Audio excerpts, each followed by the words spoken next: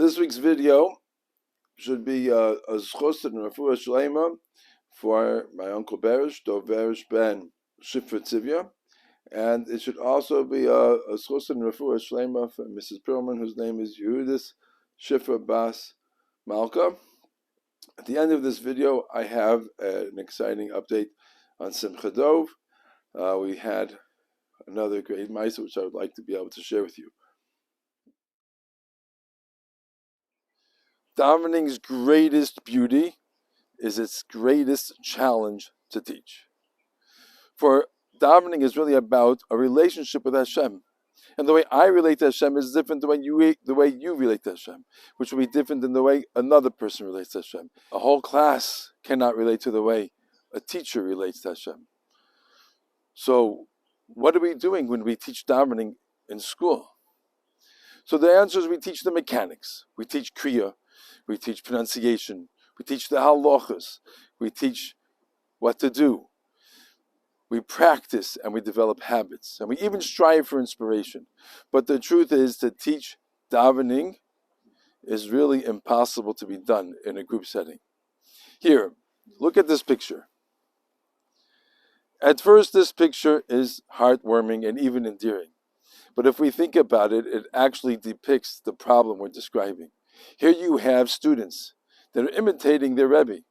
Their Rebbe is certainly demonstrating his love or his reaching out to Hashem. But the students are replicating that exact behavior. Certainly the students are not achieving the same emotional connection that the Rebbe is. Which brings, in fact, into question, what is the Rebbe doing? Is the Rebbe himself experiencing a true emotional connection, or is he just imitating what he saw his Rebbe do before him? So what do we do to make davening more meaningful? So my grandfather, Rabbi Shlomo Tursky Zatzal, used to say on the pasuk that I quoted in last week's video, when it talks about the ladder that Yaakov Avinu saw in his dream, and that it was Raglero Mutzav Arza, V'roishe Megia Shamayim, that its feet were reaching to the ground and its head touched the heavens. So my grandfather was a medayik that the words Mutzav Arza does not mean that it reached the ground or that it was standing on the ground, but it was reaching towards the ground, meaning that there was no actual connection. The last rung was missing. And my grandfather used to say that that is the responsibility of every generation, to create an additional rung so davening can relate to that generation. And included in that, or perhaps I'll add on to that, is that it's the responsibility of every individual to be able to figure out how to connect to Hashem. How do I reach that rung or create that rung so I've created a relationship to Hashem? To that challenge, I would suggest that life needs to be the teacher. As what we experience in our life and the things that we have, we need to be able to reach out to Hashem and connect to Hashem in davening or in reality. And it's up to us to make that connection, whether it be through difficulties, when challenges arise, or through happiness, when simchas arrive, when every day matters. We have to learn how to make that connection. And I believe the secret to that, and that is what I would like to share with you today, is life. Hashem makes things happen to us. The point is to connect them to Hashem and to connect them to our davening and to make our davening a way that we process our life's experiences. This can be compared to a printer without toner.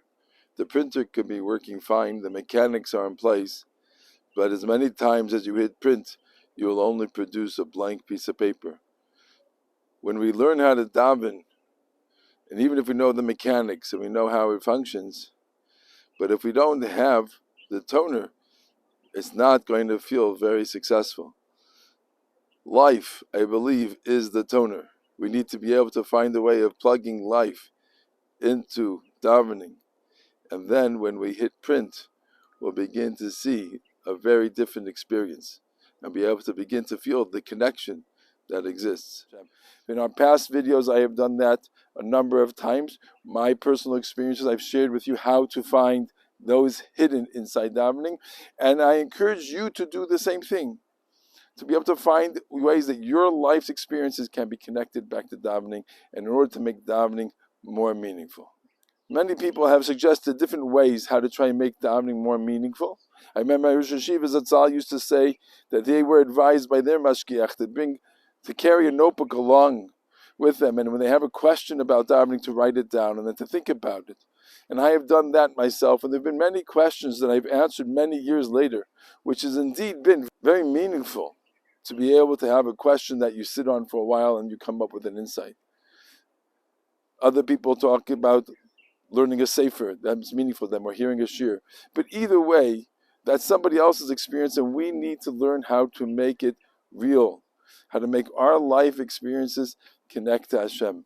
And I believe the secret is learning how to take life and find ways of making that connected to Hashem.